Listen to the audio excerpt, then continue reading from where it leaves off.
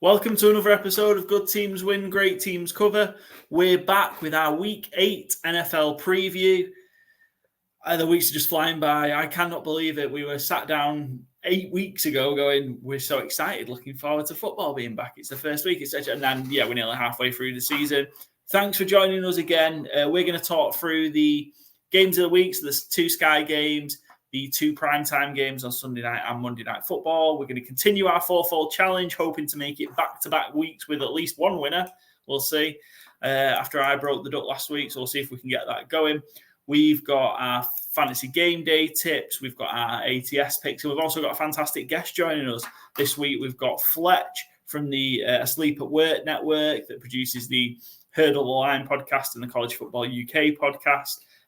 Fletch is a big Detroit Lions fan, so we'll be chatting all things Lions with Fletch, and he will also be taking part in our fourfold challenge. But Joe, Byron, great to see you as always. How are you both doing? Looking forward to Week 8. There's a particular game that we're very, very invested in this week. Yeah, Panthers Broncos, the return of Bryce Young. Can't wait. Has he learned anything in the last 3 weeks? Has Dave Canales the QB whisperer we thought he was? So, I think we've got 30 minutes on that coming up, right?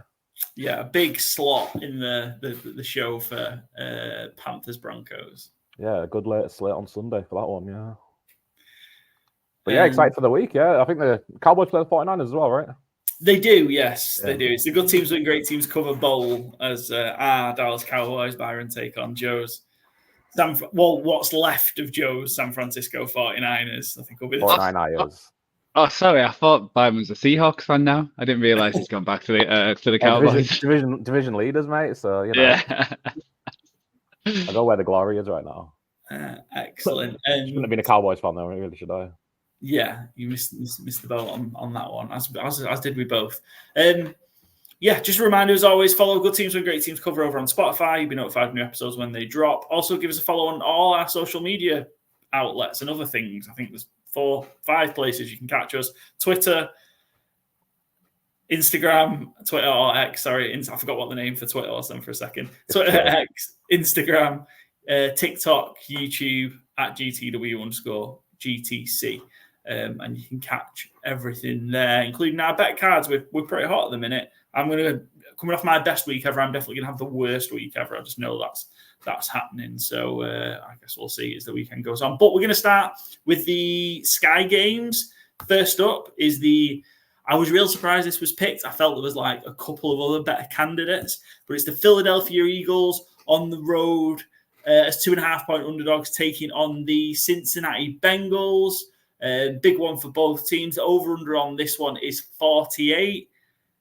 Eagles coming off a win against the Giants. Bengals coming off a win against the Browns. They both played the Giants and Browns in their last 2 games. So I feel like this is a real test for them in terms of, have you got right or did you just play the Giants and Browns? What are we thinking about this one? How do we think this one's going to go down? I think it's a really good matchup, this one. I think, styles make fights, as they say. I think this is one where it should lead to a really good matchup because the Bengals have got a little better, I think, at tackling compared to week 1 where they got embarrassed by the Patriots. But Charlie's feisty about it already.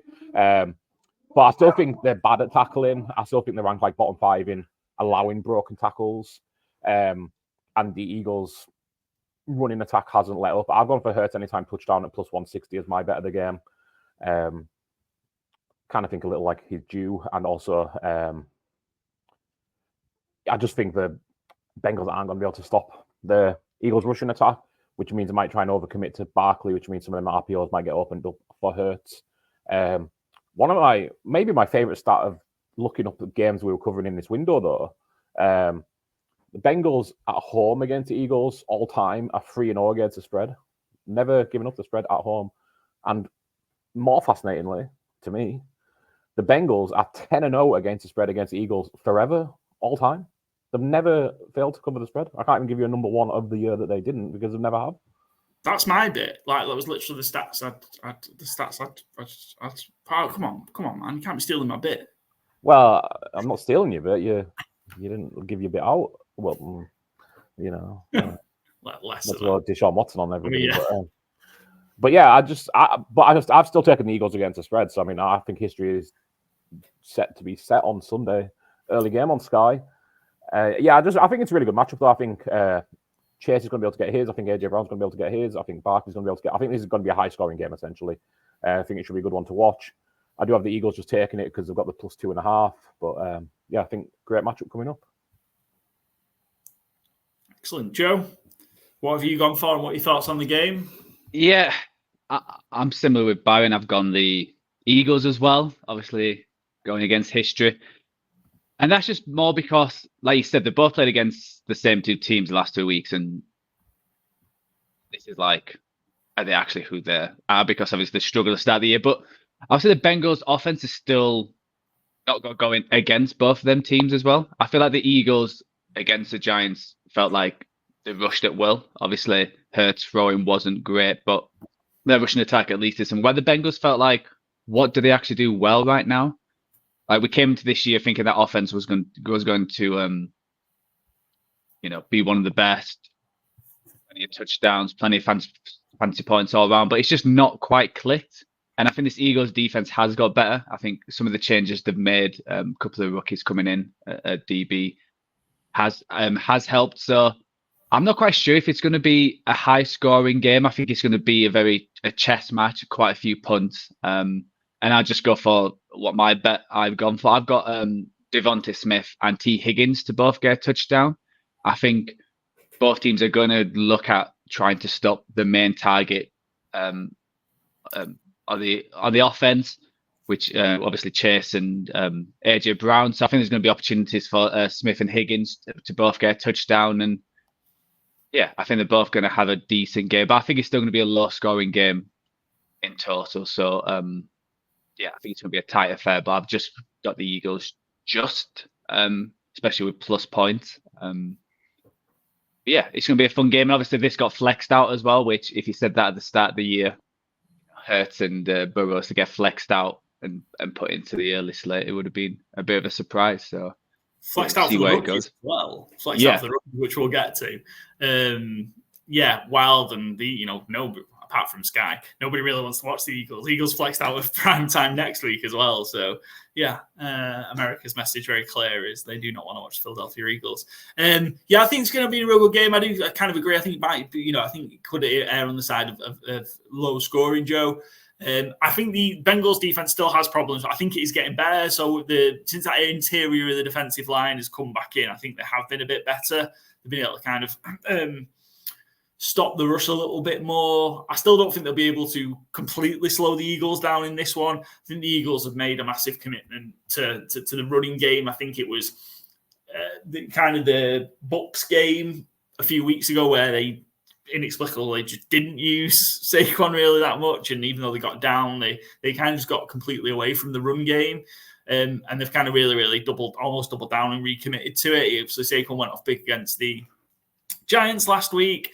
I'm expecting the Eagles rushing attack to still have success, but maybe just not go as crazy. So I've gone for the treble on the overs for the Eagles rushing attack, basically. So over 29.5 rush attempts. Eagles averaged 33.5 rush attempts per game so far this year. You've got the Hurts carries in there as well. 133 rush yards. The Eagles are averaging 166 yards on the ground so far this season. Bengals give up about 140 yards a game on the ground and 1.5 rush TDs, whether it's Hurts running them in or Saquon breaking one in. So I've gone for over 1.5 rush touchdowns for the Eagles as well at plus 425. I think when a team's as committed as that, then to the rush, I think it's got a good chance of hitting as a little same game parlay. Misspelled there, apologies. Same game parlay or a little treble. But I think it'll be close. I think it'll be a field goal game. I've lent to the Bengals on ATS, on our ATS picks. I'm not particularly confident in it, but I just think it'll be a close game. I've just taken the Bengals just to edge it at home. They've lost all 3 home games so far. They've got to win a home game eventually. So I've picked them to cover the spread on this one. Yeah, I do like that bet. I think on our sheet, I've got Eagles over 29.5, and I'll probably double out with the rushing yards as well. So I do like the parlay. It's hot. Follow the man that's hot right now. That's just because I've got the heating on. more than anything. Last week paid for this week's heating.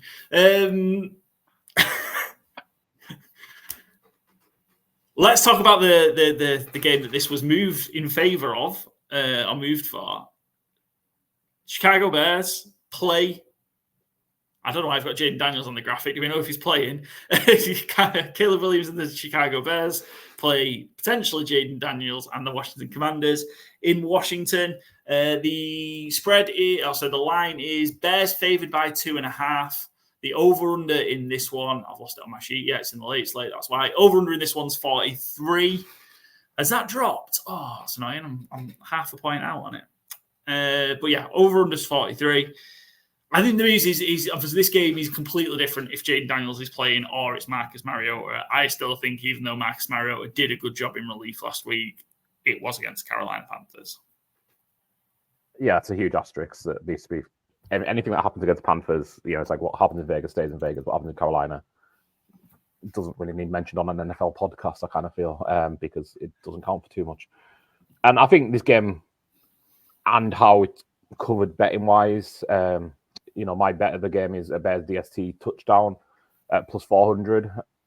It really relies on who's playing at quarterback for the Washington Commanders. Mariota did look good against Panthers, but it is the Panthers, and he hasn't looked good for years prior to playing the Panthers. So, and this Bears DST, especially the Bears secondary, is legit, and they are ball snatchers. And coming off the bye week, had a bit more chance to get fit mid-season. I think they're a comfortable favourite against the Commanders here. I really hope it's Jaden Daniels, though, just because that's a hell of a matchup. It's a lot less juice in it if it is Marcus Mariota. So, yeah, hoping for Jaden Daniels. But, yeah, no news as yet. I really thought he was going to be fine because it seemed like it would have been fine to play against Panthers if they needed him. I don't think anyone actually came out and openly said it, but it's just kind of like the vibes of the day. It was kind of like, we don't need him, so we'll be fine. And now it's like he might miss. It seems more likely than not that he will miss this game. It seems week to week is the what's been being used. He didn't practice yesterday. I'd suggest if he didn't practice today, Thursday, then he won't play. I agree. I've taken the Commanders ATS and thinking I'm just hoping and praying that he makes it. Yeah. Commanders plus 2.5 and just get lucky with the line and that he ends up playing. And I want to see number 1 overall pick and the number 2 overall pick face off against each other. Yeah, and I want to see Jaden Daniels every week as well. Yeah. And that was the one concern anybody had, I think, about Jaden Daniels was like, how will he stand up to a full season of the NFL? Because, he runs a little haphazardly. The comparison certainly for me was RG3 coming out and is explosive, he's brilliant to watch. But will he stand up to the NFL if you don't know how to protect yourself? And, we're 7 games into his career, and already dealing with busted up ribs, which, not good. But hopefully he's back. I just don't think he will be, like you say. So, yeah, I think the Bears pretty comfortably here. 2.5 points. I know they're on the road, but they are coming off a bye and well rested. And they've been playing really good football the last few weeks as well. Again, we could point out who they've been playing, not the strongest competition, but I'm not sure how great the Commanders are without Jaden Daniels, truthfully. I think their defense is still a soft spot, and their offense minus Jaden Daniels, again, I'm ignoring what happened against Carolina because Carolina is a big question mark, especially if you've got a week to prepare for Marcus Mariota. So I fancy the Bears here, and like I said, I've gone for the Bears defense touchdown plus 400. Yeah. This would mark if Jaden Daniels is fit and does play, this would mark the 5th occasion that quarterbacks go in 1 and 2 in the same draft class played each other during their rookie season. Any guesses on what the record is? Number 1 versus number 2 in the 4 games so far? 4. This will be the 5th or the 4th or the 6th. This will be the 5th. So there's been 4. I'm going to say it's 3-1 to the number 2 quarterback. I was going to say the exact same thing. You can. We can go through right together. I'll go 2-2 then. It is Desmond Tutu. Yeah, absolutely. I was trying to think of some of them. I remember Winston and Mariota played each other, I think, on the opening day of the 2016 season. Correct. I'm trying to think of any others, though. I'll run through them if you want. There's 4 of them. In fact, when do you want to guess? So you've got one there. When do you think the last one was? I was going to guess Lawrence Wilson. Nope, they didn't play each other. 2022, there wasn't a number one quarterback. 2023, who was number one pick last year? Bryce Young, CJ Stroud. And who won the game? It was Young. It was Panthers won, didn't they? This is one of their 2 wins last year. And then we're going further back than Mariota, Winston, I'm guessing, for the others. Yeah, so it was Manning Leaf in 98, and then in 1993, Bledsoe, Myra, Patriots, Seahawks, who played, well, they played twice, but one of them missed the second game. So 4 games, 2-2. Yeah, Winston, Mariota. The Titans hammered the Bucs in their NFL debuts, both of them. Charlie real keen on this 1 versus 2. Yeah, Chicago as a favourite. Charlie's big on. They are 8-2. Their last 10 road games as favourites, Chicago. So Charlie's hot on that one. Nice, pretty good on the road. Yeah, this is the first time the Bears have been a road favourite since Thanksgiving 2021 versus the Lions. And they've only been a road favourite 14 times in the last 10 years. Says a lot. Says a lot about where the Chicago Bears have been, yeah. I've gone the over on this one. I got it at 43.5. Wish I got it at 43. 43.5 on Commanders. Bears, again, I'm just banking that Jaden Daniels is going to play, basically. Yeah. I think if he's playing, I think there's going to be a lot of rushing attempts for this Commanders. I think they're second in the rushing game. Obviously, they're the number 1 offense versus the number 3 defense for the Bears. So I think they're going to have to rush that ball a lot. Like what Byron said, the DBs are really good for the Bears, and that pass rush is one of the best as well. So I think they're going to on the ground, and I think it helps having even if Mariota plays, he did do a lot of rushes last week again against the Panthers. So I think that's going to be their strategy going forward. And yeah, I hope Daniels plays, because when you look at with the Bears, again, they're one of their teams. It's like a prove it team. When their wins have been against Titans, Rams, Panthers, Jags, it's not really, they're probably like in the bottom 10 of our power rankings, I'm guessing, and the losses were against Colts and Texans. So they haven't gone against a formidable opponent, and then obviously the next 2 games are Cardinals and Patriots. So if Daniels plays, and this is the test to be like, okay, the Bears are legit. They can contend with the NFC North teams, but they have to prove it here. Because I think the Commanders' defense has been one of their surprises the last few weeks, how they've come on leaps and bounds, especially them linebackers duo. So I think it's going to be on Caleb Williams' shoulders to see, if they can beat this Commanders team, and wonder what Dan Quinn's got cooked up for the number 1 pick, because I think he's had some time to plan for that as well. So my bet for this game, I've got Zach Ertz up 50+ reception yards. I might double that up with receptions after see what they're looking like, but it's plus 265, and I just think Ertz, whoever the quarterback is, I think they're going to be under a lot of pressure from this Bears defense. So just a lot of dink and dunks to the tight end. The safe tight end is for me, is a good shout. And plus 265, I think it's a decent price, especially because it's had a few good games the last few weeks. Yeah, I'm with you. I don't think this Commanders defense is as bad as it's been made out to be. It's kind of middle of the road for everything in terms of yards per game, pass yards per game, rush yards per game, points per game given up. So yeah, I don't think it's as bad as it is. And I'll lean with you, Joe. I don't think I know the Bears have got a winning record right now. It's just the wins. You can only play you can play, and that's not their fault. That's just the way the schedule's come out. But yeah, no, I think it's a bit of a not a false 4. Is it 4-2, 5-2? 4-2 the Bears. 4-2, yeah. Just kind of any half decent team they've played, they've come up short and they've beaten the bad teams. Which is all you can do, right? You've got to beat the bad teams, of course. But I just think the Commanders, again, I think even with Mariota, it'll be close. But yeah, hoping it's going to be Daniels. Moving on, get through this quickly. Primetime games. Don't be shocked if we're going to spend a little bit more time on this one, as it involves both of our teams. The Good Teams and Great Teams Cover Bowl, as the Dallas Cowboys head out west to San Francisco to take on the banged-up 49ers. Cowboys are 4-point underdogs. I was lucky, got took them a half point earlier. Over-unders 46.5. I'm going to take the Cowboys plus 4.5. The Niners are just banged up. The vibes are bad. I'm going to take the Cowboys coming off the bye, where the vibes are also equally bad.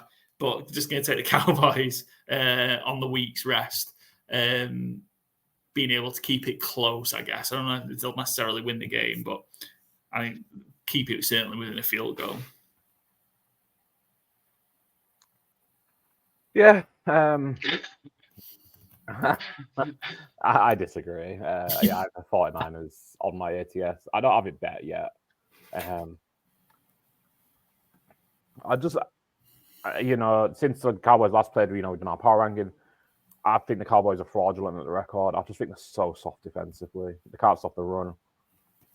And yeah, I mean, that leads into my bet here. I've got Jordan Mason, 100 plus rushing yards, plus 215. We don't really know exactly who's going to play for the 49ers, which is obviously a bit of an issue to previewing the total of the game itself, etc. Kittle didn't practice today, but they hope to have him back for... didn't practice yesterday, sorry. I don't think they practiced this early on the West Coast.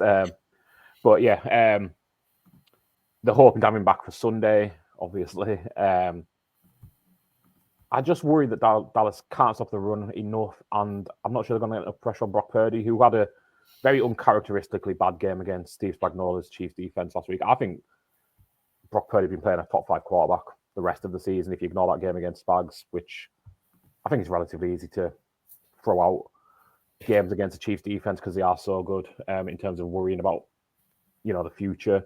And yeah, did you see Jerry Jones's comments with Mike McCarthy this week? He's calling bad plays and bad play designs, I think it was. I can't remember the exact wording of it. Was that his justification for why they didn't sign Derrick Henry or tried to sign Derrick Henry? Derrick Henry wouldn't be doing what he's doing. Yeah, he wouldn't be doing what he's doing in Baltimore and Dallas because Mike McCarthy's calling bad plays and bad play designs. And yeah, I'm not going to call for anything bad to happen to the Jones family, but I think the sooner Jerry's away from the wheel, the better. He just seems to be getting more unhinged by the week. He was on this radio show the prior week when they were questioning some of the decisions made by the front office over the summer. He essentially said, I can have you fired and I'll talk to somebody else. It's like, oh, okay, that's a great way to have a media that's allowed to ask questions. Kim Jong. It's just, it sucks. Do you know what I mean? Like these tosser billionaires who, well done, you owned a football team for 30 years and you haven't won jack shit for 25 of them. Like, it just sucks to be a fan. Like, I don't want to be I sound like an Arsenal fan, like, woe is me or what have you. But like, it is just lousy that like the team just runs on the whim of Jerry Jones, who isn't qualified other than being a billionaire to do it. You look at the good franchises who hand it off to football people, and Jerry Jones seems to be more and more and more as he gets older and more senile, essentially, unwilling to do so. And it's hard to imagine the Cowboys get anywhere close to being a Super Bowl challenging franchise until that happens. Maybe the new head coach, he's going to be a miracle worker. But I mean, I quite like how Mike McCarthy handled those Jerry Jones comments. Essentially just laughed, and I can't remember what his exact response was, but he kind of just laughed it off and played it down. Because what else are you going to do? You can't really go to war with Jerry because you ain't going to win. So yeah, I just find it hard to get optimistic about this game. I hope you're right. I hope Dallas can at least keep it close and it'd be a good watch.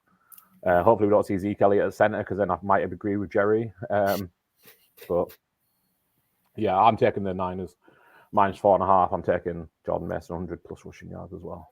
Yeah, plus 215 seems good value. Obviously, Dallas struggling, stopping the run. We'll see if they've toughened up over the course of the bye week. And obviously, the Niners down another receiver. Crazy that the Niners' current most healthy receiver got shot 6 weeks ago. That's their current most healthy receiver. Yeah, that's wild.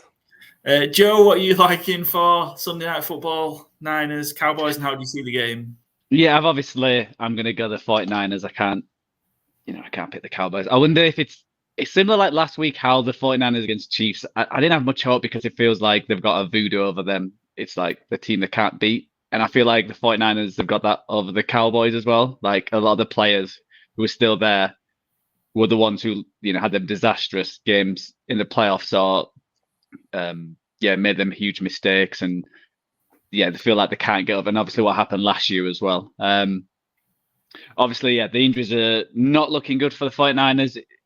Apparently Debo's got a chance of playing. I don't know if yeah, but you've seen crazier things. So if he's playing, I know Joan Jennings didn't practice again, and it's looking like he might miss a game.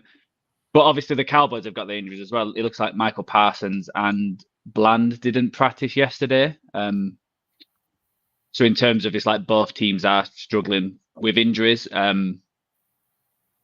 So yeah, I think the 49ers are going to try and run all over them. And even I know obviously Jordan Mason's slightly banged up as well, but I think whoever they put in, you can run over this Cowboys team.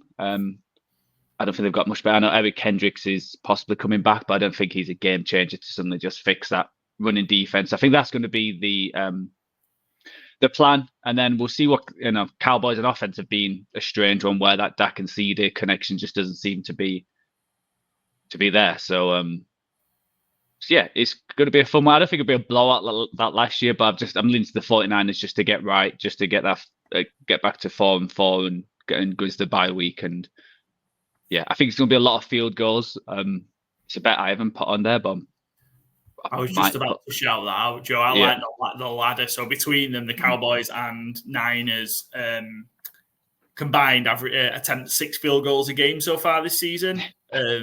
So I like the ladder. Yeah, I like the ladder of over 3.5 plus 120, over 4.5 plus 250, and over 5.5 plus 550. So they're successful, obviously made field goals. But I think there's potentially some value in there. And I've got it in a game later to talk about. But again, the longest field goal score, over 47.5. I think, again, Brandon Aubrey will be at least attempting 1 field goal from over 50 yards in this game, given kind of the Cowboy struggles on offense. And it's more likely than not that he will make it, as he's only ever missed 1. So, yeah, I think over 47.5 is a good line. I think that's a smash for a lot of games, the way these field goal kickers are. So I was just saying, my bet is that both QBs throw an interception, basically. I think I put for Dak to at least throw 1 or 2 interceptions every time they play the 49ers, and I think it's hit every single time while I've said it on this pod. And I think Purdy's playing well, but with these young wide receivers, sometimes they're not on the same page. And even last year, he does get away with quite a lot of that floaty balls, and I think someone like Diggs and this Cowboys defense could get the opportunity to get 90. So I've got that plus 220. And another one I'm looking at, it hasn't come out yet because I was looking at receptions and receiving yards, and he only had CD Lamb. I'm guessing it's seeing who's actually playing, but the young Jacob Cowan, I know Byron mentioned last week, I'm definitely going to look on the odds on him, because if it's just him and Ricky Pierce all playing, I think he could get quite a few targets. And I know anytime TD is at plus 300 at the minute, but I'll probably look see over 50 yards and probably 3 or 4 receptions. I think that'll be a decent price as well, just with everything going on. So yeah, it should be a fun game. A couple of game time decisions, it sounds like, for the Cowboys with some of the injuries that you mentioned. So Parsons and Bland, but I think if we're going to say they're both game time decisions, huge difference if both of those could be playing. If Deron Bland is active and playing, I will be backing Deron Bland for an interception on his first game of the season, recovering from that foot injury, because that's what he does. Yeah, that's it, I think, for that one. Have I got anything? Yeah, nothing. Nice. Byron got interest. Byron got a fun fact? Yeah, sorry, Byron, you go ahead. Oh yeah, I didn't know I knew you might have one later on, so I didn't want to step on your toes here. The last time Dallas won in San Francisco was November 10, 1996. And we had I'm going to give you a little clue here. No, I'm not. No clue, actually. We'll go with a clue if we need one. Was UK number 1 on the 10th of November, 1996? November 96. Was it? I feel like 96 is the start of the Spice Girls, right? So is it a Spice Girls song? And then No, but you're very close. Wannabe was the number 1 in Australia. Oh, so you're right on it. But I was going to go Take That, Relight My Fire. With it's too late. Surely. Is it too late? Yeah, I think that'll be 94, 95, won't it? Yeah. I'm going to go 96. What was a great song in 1996? Give me, I don't know if it feels about right. Fugees, Killing Me Softly. It's not, unfortunately. No, good shout again, though. I don't know when that was number 1, so I'm saying good shout. It just feels like one. So your one from the other day, terrible Ed Sheeran and Beyonce, it was a duet. This is a duo. This was their third UK number one. Robson and Jerome? Robson and Jerome. they had 3 UK singles. Everyone was a UK number one. And this was like a triple A side of What Becomes of the Broken Hearted, Saturday Night at the Movies, and You'll Never Walk Alone. Spit on that one. But, yeah, that was the UK number one. Last time the Cowboys beat the Niners in San Francisco. So I feel I was right. We are due. Certainly due if that was the UK number one back then, because that's a little while ago. But yeah, a good week for number ones around the globe. You had Blackstreet featuring Dr. Dre, No Diggity. Spice Girls Wannabe, Backstreet Boys, Quit Playing Games with My Heart, and Celine Dion, It's All Coming Back to Me Now, was in Joe's homeland of Canada. That is a banger, to be fair. Mm-hmm. Excellent, good stuff. Any more for Cowboys Niners before we move to Monday Night Football? And Joe, are you going to change the sad Cowboys fan graphic for the post? Yeah, I don't know about it yet. Monday Night Football. Pittsburgh Steelers at home to the New York Giants. Giants are 6.5-point underdogs. Over-under on this one is 36.5. Russell Wilson looked great last week. The Giants look terrible. How are we feeling about this one? This could be brutal, this one. My bet is TJ Watt to have a sack in each half at plus 650. Obviously asking a lot. It's not a super common occurrence, but that Giants O-line, it's soft. It is soft. I didn't have many markets up for this when I was looking last night. I didn't have a chance to look again this morning, unfortunately. But I'm pretty sure my second bet is going to be Daniel Jones under passing yards, because I think Drew Lock's going to be in by halftime here, because I think Daniel Jones is going to get ragdolled. Because nobody can protect him. And, I know Daniel Jones gets a lot of stick, but what can he do?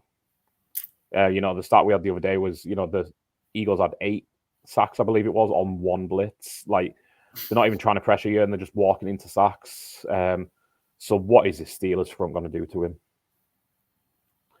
I think it's going to be a brutal one. I think I'm probably going to lean the over, because I think the Steelers can put up points as well. I think Russ isn't going to want to give any kind of inclination that they should look at Justin Fields again. So maybe a big Najee game, big Jalen Warren. I fancy the Steelers to cover here, even though Steelers as a home favourite isn't always the best bet, obviously. I'm sure you've got stats here. I'm not going to step on your toes, but... No, I haven't, but it's just the general, it's the opposite. Just this feels like one of the ones where they might slip up. Isn't it a typical Mike Tomlin thing that it wins the games you don't expect, and then they've got an easy layup and they have an absolutely stinker. Yeah, each year. As home favourites of 6 points or more, they are 2-8 in their last 10. They are 0-6 in their last 6. It is just staggering. Whereas the Giants are 6-point underdogs on the road. Have won covered the last 3. Are 6-4 against the spread in the last 10.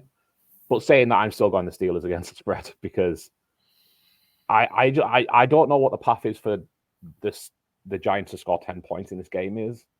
And I'm sure the Steelers can get to 20. So that's kind of my issue. Malik Neighbors is going to have to be out of his skin, but I'm pretty sure Joey Porter is going to be sitting on him. And, Malik Neighbors was asked about the Eagles game, and he was saying, is there anything more you could have done? He's like, look at the tape, I'm open. But, he didn't give much to say. I mean, he's a rookie wide receiver, and Neighbors does have a bit of an attitude, to be fair. He did at LSU. You've seen him in his pre-draft interviews. He's a wide receiver, and he's a very wide receiver. And until that's a problem, it's not a problem, obviously. But I mean, he is open. He's open against anybody. But when the ball gets snapped, and then within a second you've got a defender sitting on Daniel Jones, it doesn't matter how open you are, you ain't getting the ball. Nobody's getting the ball. So I really struggle to see how the Giants score in this game. Terrible Towels are going to be loud. Monday night raucous environment. That defensive front is vicious. I just don't see it happening. So yeah, and hopefully, I'm pretty sure it will. Outside of Thanksgiving, this is the last Giants primetime game, I believe. We had them on Sunday Night Football against the Bengals the other week. We've got them on Monday Night Football, and hopefully we've got this out of the way now. Under is hit in the last 3 meetings between these two. It's a low number, 36.5. Maybe the Steelers can cover it all by themselves, but I don't see it. I've gone for the longest field goal, mentioned it in the previous one. It's over 45.5. yards in this one. Steelers top of that list with the Niners in terms of 20 field goals, 19 field goals made, 20 attempted in their 7 games so far. It's only the Commanders that have attempted more field goals than the Steelers and Niners. And yeah, the Steelers have tried 7 field goals from 50 yards or more. So I fancy Boswell to nail one from beyond 45 yards. Not as convinced with the Giants because they're 2-5 from 40 yards and above. So, yeah, taking that longest field goal of 45.5. Joe, your bet? Yeah, I've got Frymouth again. Going to the tight end. Frymouth 50 plus receiving yards and 3 receptions. I think it felt like Russ had a great throwing game. I think he's going to be pressured a lot more this game. I was disappointed how the Jets defense played, but I think this Giants front and defense is actually pretty good, but their back end's not as good. So I think there's certainly receiving yards there, and I think him or Washington. I was tempted to go Washington as well because he had 3 or maybe 4 catches last week and actually finally did something. I think anytime touchdown is like plus 800, which is another tempting bet. But yeah, I do like just Frymouth just to get 50 plus receptions. 50 plus yards and 3 plus receptions. Yeah, it'd be grand if he gets 50 receptions. Certainly hit that bet. So yeah, I think this might be again a low scoring game because the Giants defense is not terrible, but they're just playing against Steelers defense, which is actually in the top 10 in the league. So I think it's gonna be a struggle. The Steelers have not done bad getting 2 primetime games at home in 2 weeks in a row against the New York team, so they can't really complain. And it feels like they need this one as well because when you look at the rest of the schedule, they've got like the tough schedule is starting soon. Yeah, with the Browns twice. If you take them out, but all the other games are tough games. So to win this game to go 6-2, I think they need it to for them to get a winning record this year, just because they've got a bit of a gauntlet home stretch. So yeah, I see the Steelers winning and see if Wilson can continue proving everyone wrong like he did last week. Excellent, yeah. So far, 83% of the bets and 85% on the money on Steelers minus 6.5, which makes me a little bit nervous because I'll likely be jumping on the minus 6.5 as well. I've got the number 1 for this one. This is the game. So the Giants have won outright as an underdog once before in Pittsburgh. It was on the 26th of October 2008. So again, a relatively recent one. What was the UK number 1? Was it Rihanna Umbrella? It wasn't, but I'll happily give you a clue. It was by a collection of female artists, a girl group. A collection? Was it Moulin Girls Rouge? Allowed? Might have been. With what? I don't speak French. Ooh, no. That Lady Marmalade, that was the original one. I'm singing in my head, but I can't get the song in it. Well, sing out loud. Well, it's like voulez-vous coucher?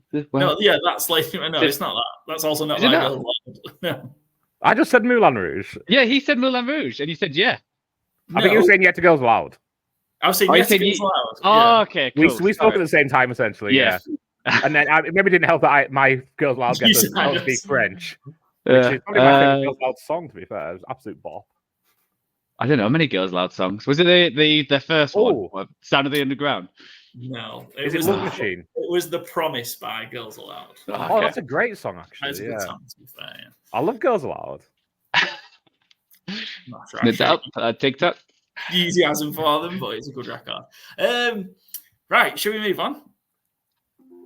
Yeah, I'm to Promise in my head, yeah. Yeah. It's very first up.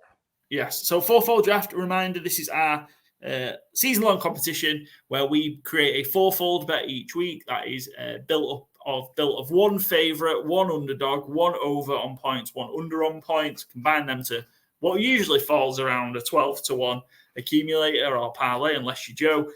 He loves his 11-1 ones at the minute with his selections. We got off the schneid last week with me finally, not only the schneid for the season, schneid all time, get off the offer. So we're now we've got one for the season. So hopefully that will open the floodgates. Fletch, I guess, will pick later on. Just a word of warning, I think, this one, because obviously we're all going to pick a favourite. And I just thought I looked at this stat earlier. So far this season, big favourites of 7 points or more, 11 and 9 straight up. So they're only just over 500 at winning the goddamn game. And 6, 12 and 2 against the spread. The season started with the first 5 7 or more point favourites losing outright. They've recovered recently, winning the last 6 in a row, but still only gone 3, 2 and 1 against the spread. Just a word of warning, chaps. So, Byron, which giant favourite are you taking this week? Denver Broncos -10. Literally, yeah. Broncos -10 against Panthers at home.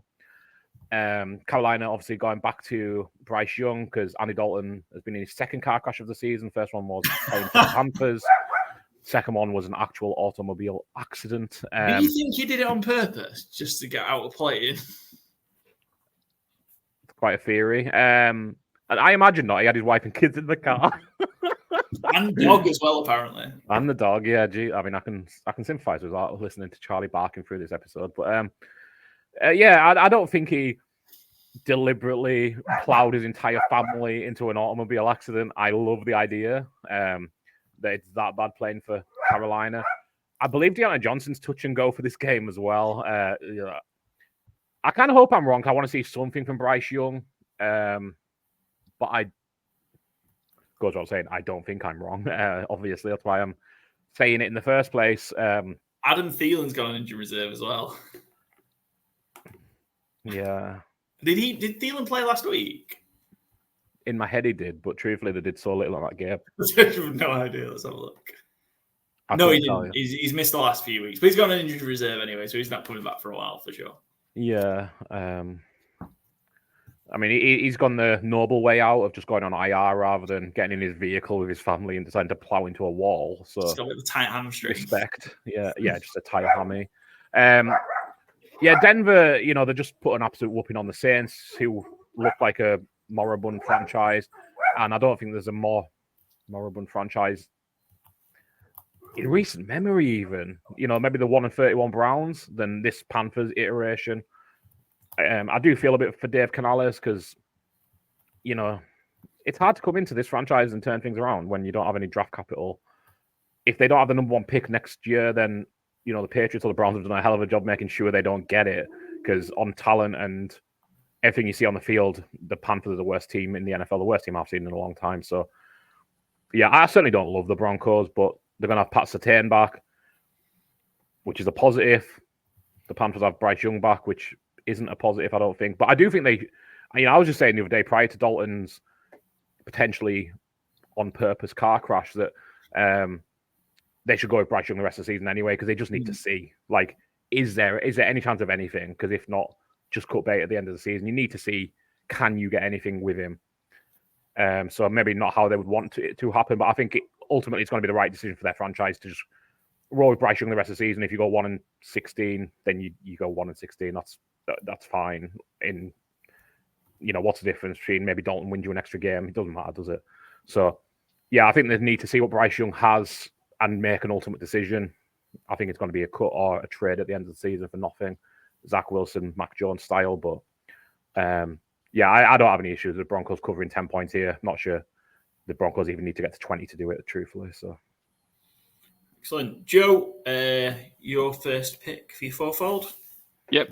I've gone the Packers at Jaguars -4. I was surprised how low this was just because how good the Packers have been and how the Jags haven't been that great. Obviously, they won last week against the Patriots, but I don't think it is the Patriots and how the Patriots defense just, again, another team which felt like they gave up a little bit in that second half. So Packers go into Jacksonville. Obviously, Jacksonville had just travelled back from the UK, being the UK for 2 weeks. So obviously they got to deal with that jet lag. We always talk about jet lag going to London, but they've obviously got to do it back.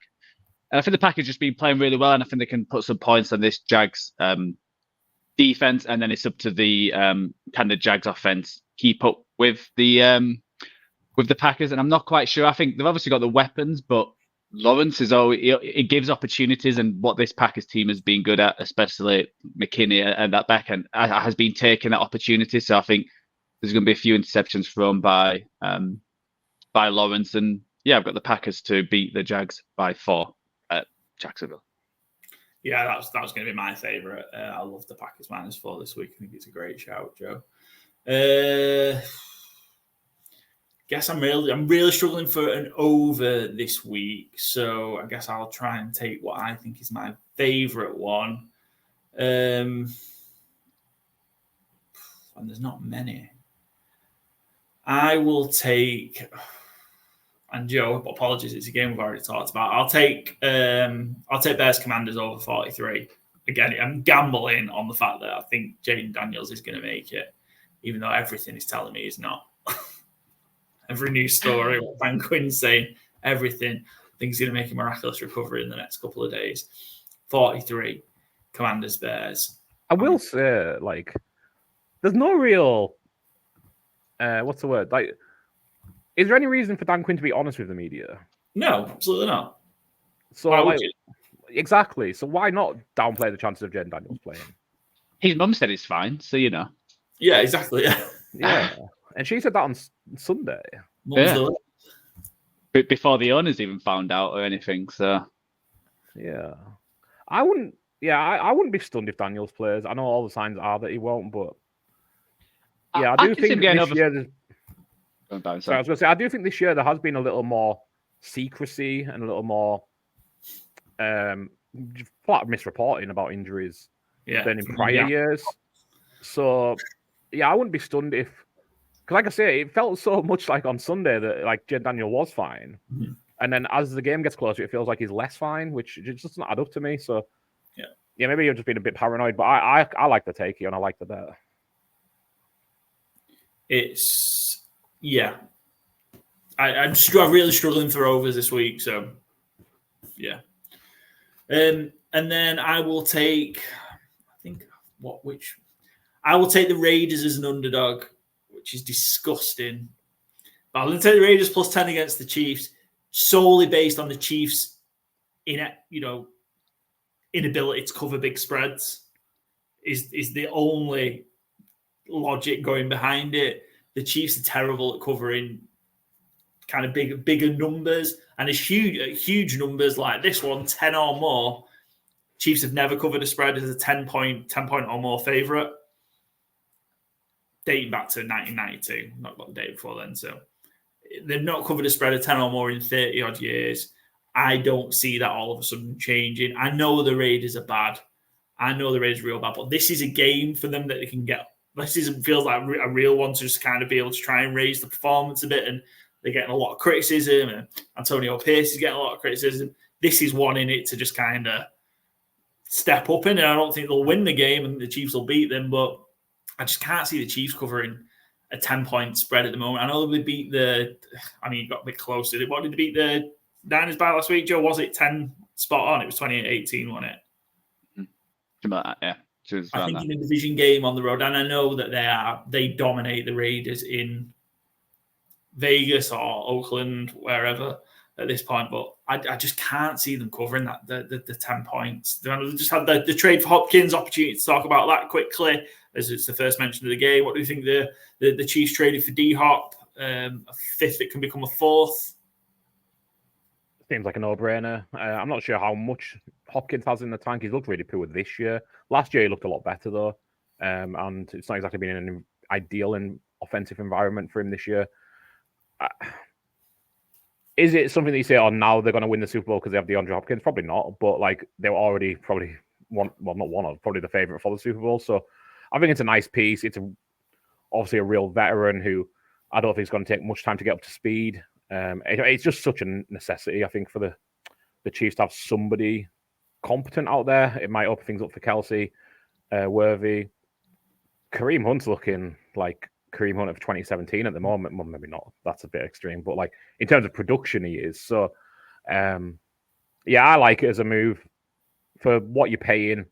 It is a very short-term rental. I think it's absolutely fine. I think it's a sensible move. Yeah, and obviously because Sky Moore went on IR as well, so they were just losing more and more wide receivers. Obviously, I know Sky Moore's not the be-all and end-all. And is Watson injured?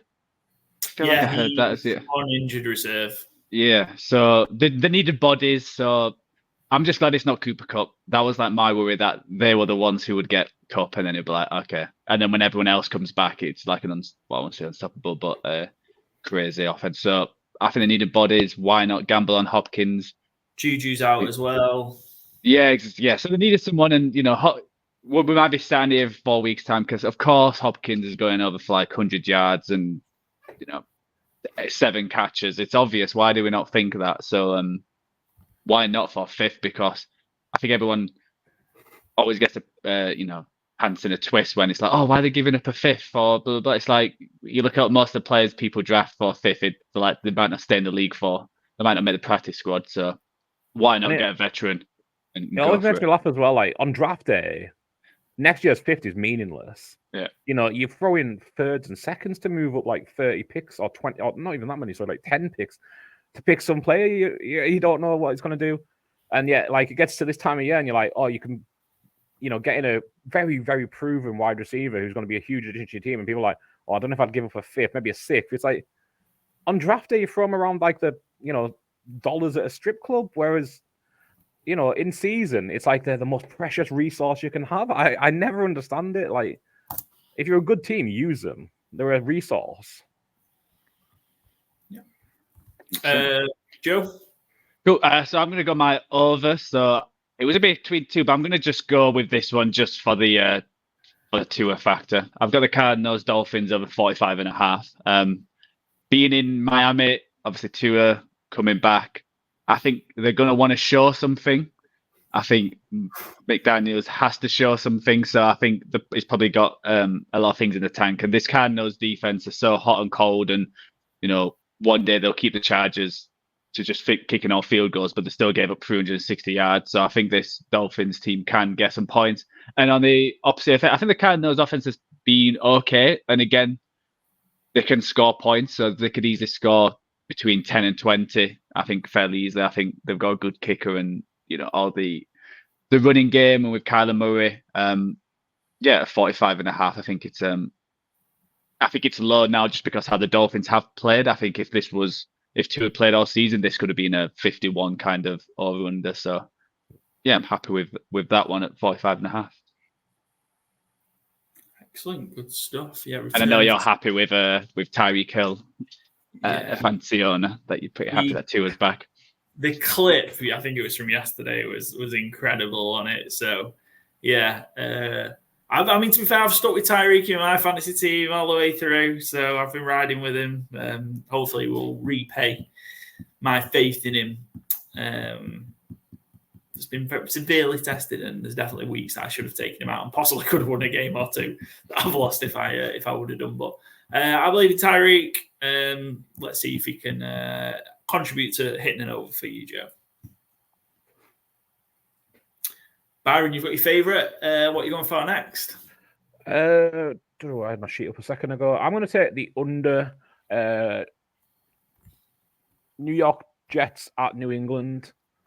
41 points. Yeah. This game stinks. Yeah. That's kind of the long and short of it, yeah. Don't think there's too much to say, truthfully. Jets offense is getting better, but I'm not sure they're going to put 40 points even on this Patriots soft defense, whatever Bill Belichick wants to say about it.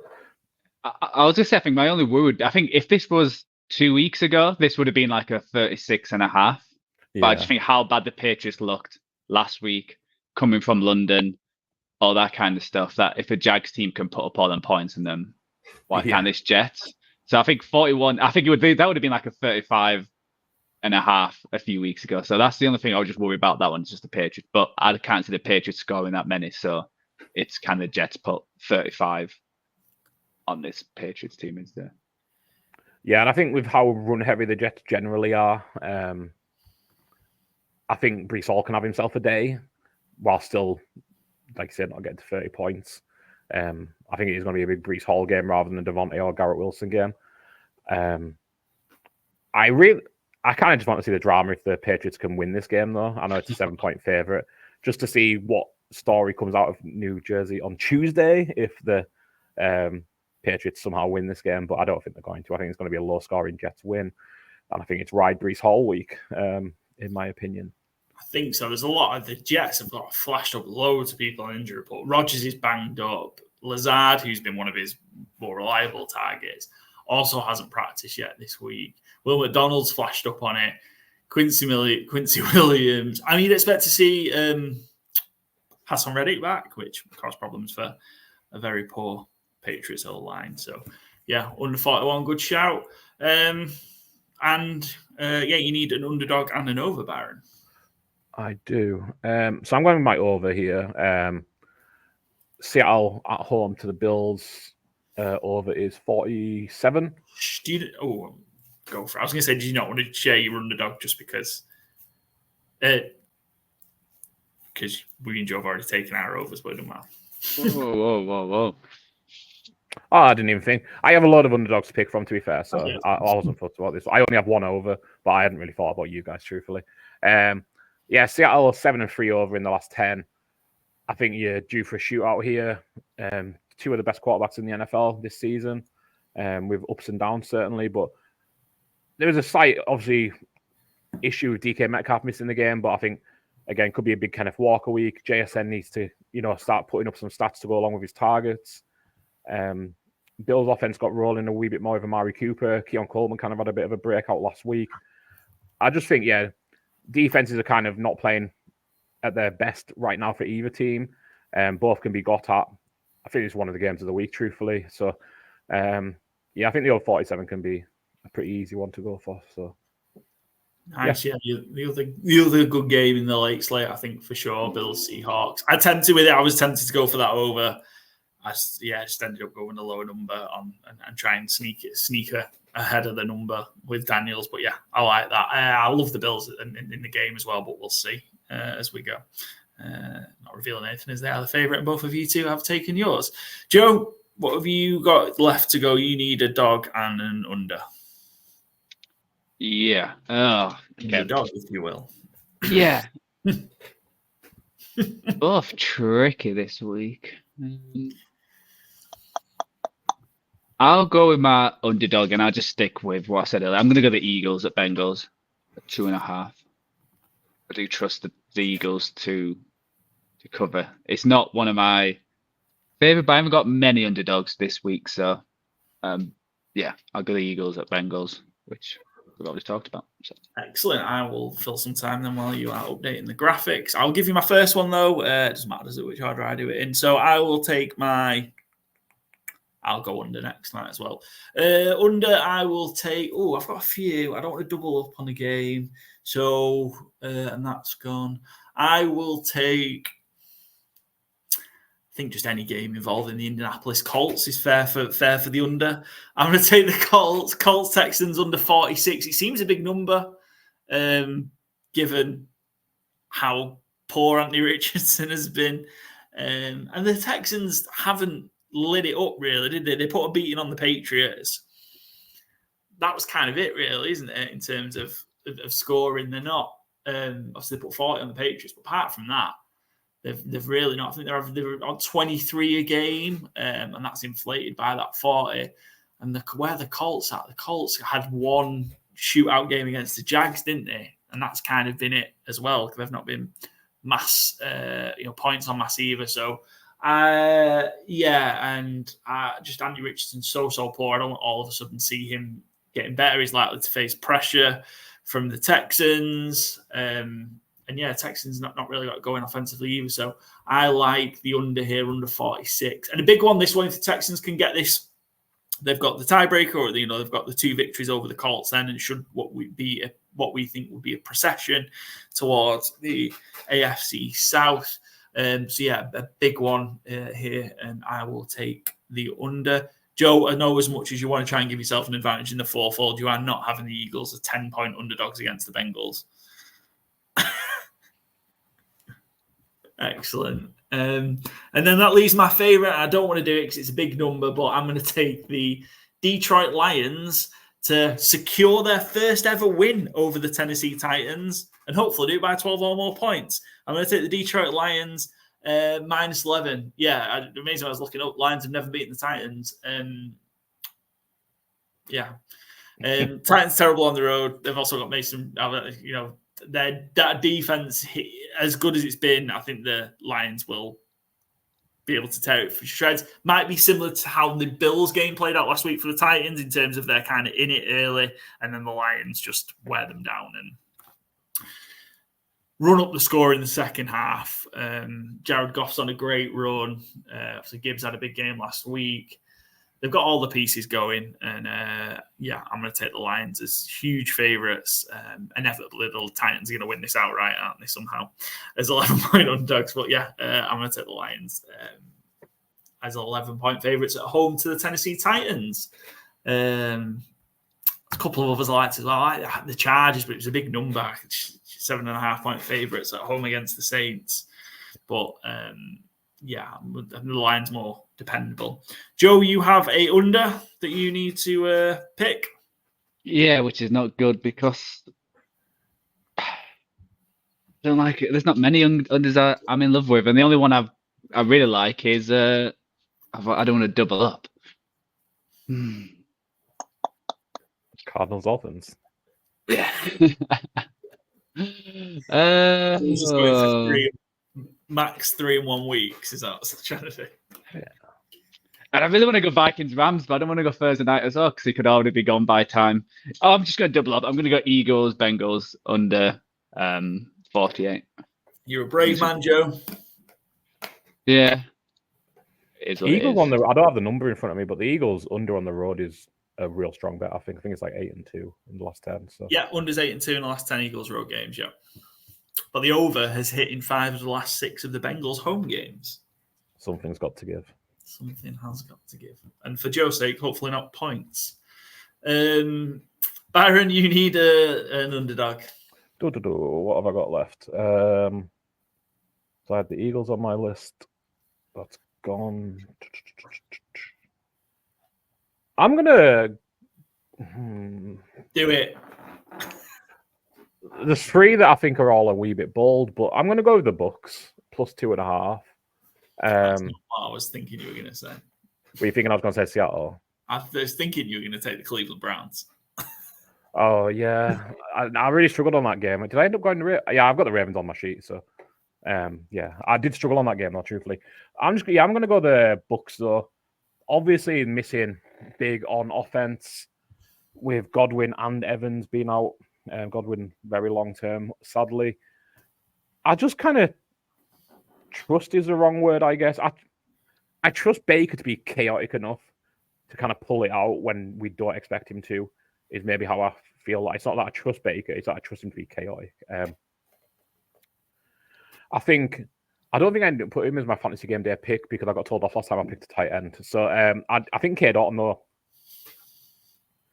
is becoming a bit of a trust blanket for Baker Mayfield, and he needs one right now. And also, like, just talking about Chris Godwin on long-term IR, just like how nice is it to see like Sterling Shepard back contributing in the NFL, because I figured he was done. And I was kind of surprised to see him even on the Bucks when he, like, I think he caught a pass or a touchdown in like week 3 or something. I was like, oh, Sterling Shepard still exists. That's really cool. And he's taken like a pretty prominent role. I think he might take that slot role. People are kind of penciling in Jalen McMillan for it, but I don't think Jalen McMillan has played very well, and I was really high on him in the preseason when he was playing well. But in the regular season, he looks like a rookie, which he is. So fair. But Sterling Shepard has really impressed me. Because again, I thought he was just going to retire because he was broken essentially. But good for him. And I think Kirk Cousins is such a week-to-week proposition that you really don't know who's going to turn up. And this Bucs defense is far from perfect, but it's got the pieces, I think, to put Kirk in a bit of a blender, which he threw 500 yards on them 3 weeks ago, so it didn't quite play out.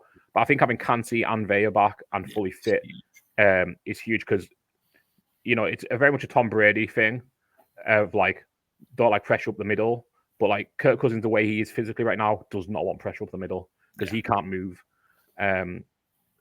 anywhere like he needs to if those guys are going to get internal pressure. So I just have a real good feeling about the Bucs this week, and it feels maybe like we shouldn't, because they have been everything says you shouldn't, right? But Yeah. this could be one of those adversity ones. Again, this is another one similar to the Colts-Texans game. The Falcons already have the win over the Bucs. This is huge for the way the division. Obviously the Saints are a non-factor, and even less so the Carolina Panthers. But and this is key. If you can have that two-game win, win the series, then that's massive to overcome for the Bucs. So they need it real bad. Bucky Irvin also flashed on the injury report today. Hasn't practiced with a toe injury. I am surprised in this game that no one took the over, just because how these two teams have performed the last few. Obviously, the game against each other, you would have hit the over, double the over. If one of them was playing, I probably would have been interested in the over. But no Godwin and no Evans, I just can't. But it feels like the Falcons' defense still gives up loads and loads of yards. They get no pressure, so it's one of them. I'm definitely going to pile on the over because I think both defenses can leak a lot of points. Someone needs to step up on that D line, don't they? For Atlanta, do you remember Matthew Judon? Do you remember him? Yeah, I feel like we've been saying this about Atlanta for about 30 years, though. Like they just need an edge rusher. It's like, yep, they still do. They still do every week, every year. Very weird that they just can't address it. And Judon. Yeah, Patriots made out like a bandit there, it feels like. Yeah, that's our fourfolds for this week. Byron's is at plus 12.58. So is Joe's. I'm on the short side this week at plus 12.28. I'm leading the way at 16, 11, and 1 with my fourfold picks. Byron 3 games back, 13 and 15, and Joe half a game back. Level with the guests. Stick around for Fletch's picks at the end of his segment with us, where we'll talk a little bit more about Lions Titans as well, as he is a big Detroit Lions fan. On to the ATS picks then. Let's have a run through. We'll just pick the differences. Joe, I know the game would have happened, but you were on the Vikings as 3-point favourites against the Rams. I suppose you alluded to that on the end of the previous episode. I'm flying solo. I'm going to take the Cardinals against the Dolphins. I know Tua's back, and I'm hoping for a big game from Tua, as he's in my fantasy football team, and Tyreek Hill. Might get one, but I just fancy the Cardinals as once it was 3.5, I think. Because I think it started at 3 maybe earlier in the week. Once it got to 3.5, I was like, I fancy them with more than a field goal. So I've taken the Cardinals. Byron, you're on the Bucs as mentioned already. We've just talked about that. I'm flying solo on the Cleveland Browns. Jameis starting as much as he made a fool of himself last week. I think there's just got to be something's got to give the Cleveland Browns a bump, and that might just be not necessarily Jameis starting, but John Watson being hurt. And they played the Bengals relatively close last week. They didn't let them get out front. So I think with 9 points, there might just be a bit of fight in Cleveland this week. And some of these stars are due a big game.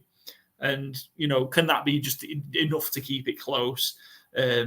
Maybe, hopefully. And I've taken the Browns plus 9. Byron, you're on the Jaguars. So you've gone against Joe's fourfold pick. You're on the Jaguars plus 4.5 at home to the Packers. Great news for Joe's fourfold, to be fair. I don't know. I wonder if last week was maybe a bit of a second win for the Jags, maybe. And traveling to Jacksonville, it's not the hardest place to go, obviously, but just 4.5 felt like a bit of a lot for a team. Green Bay seemed to play games close, and Jordan Love might throw a pick or two that keeps the game close, and then he'll, throw some great throws as well. I just felt 4.5 was a lot going on the road. It's also 4, by the way, because Joe's just taken it at 4, so it has to be 4 for that and 4 for this, right? Well, 4's still a lot. It must be 4.5. Oh, well, I don't know why I'm saying. Might have been at some point, but obviously when Joe called the sheet, it was 4, and he's just taking the Packers -4, so therefore you have to take the Jackers plus 4.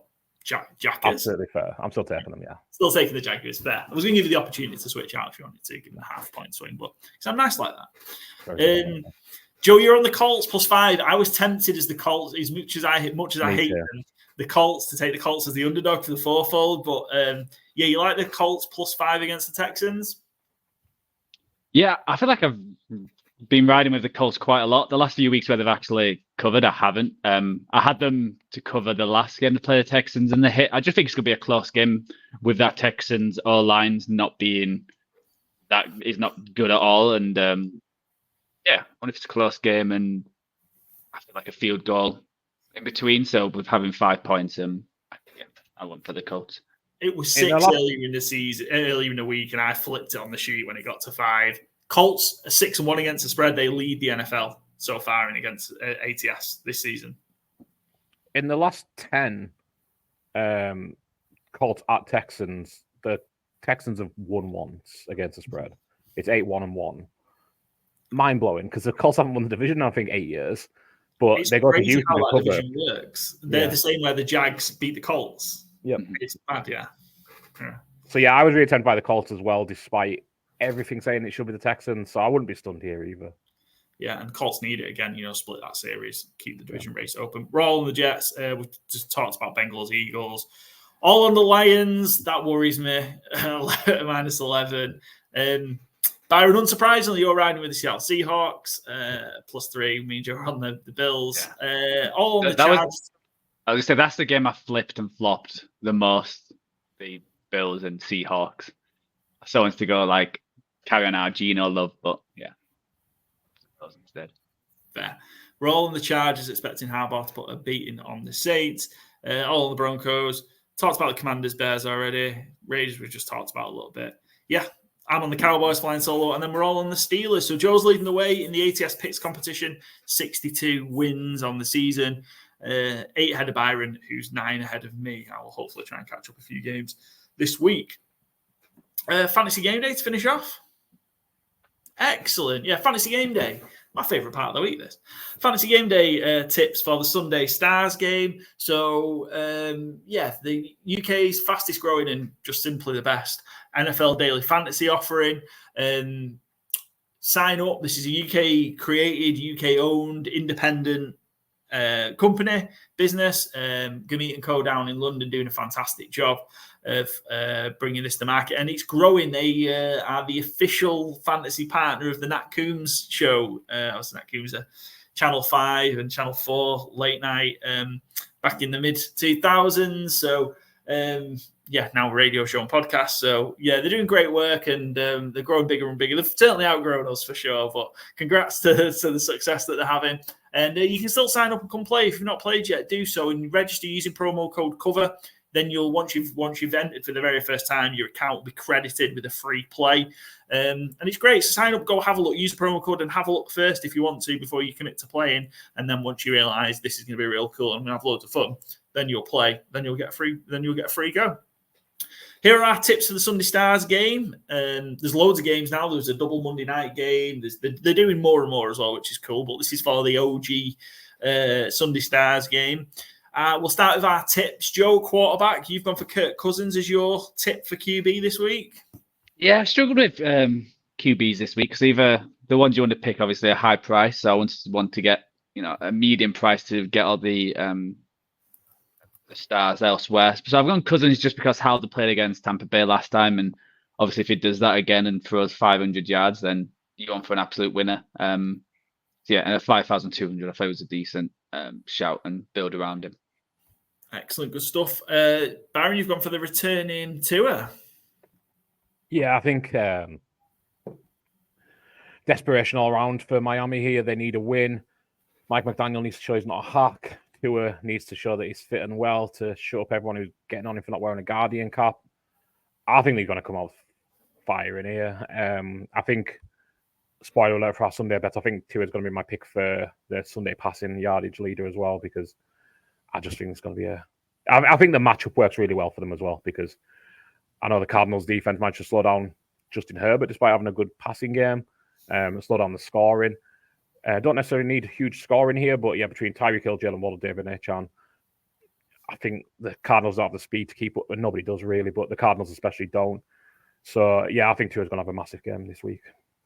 Excellent, good stuff. I've gone for Jared Goff. The Lions are huge favourites at home, as previously mentioned, and we'll talk about them in a bit more detail. But Goff's flying at the minute. I expect that to continue, even against what is one of the, statistically at least, in terms of yards given up, one of the better defenses, the best defense in the NFL, and they only give up 166 yards through the air. I expect it to be a lot more than that with Goff and this Lions offense. I've gone for Keenan Coleman as my wide receiver shout, a bit of value at 3,600.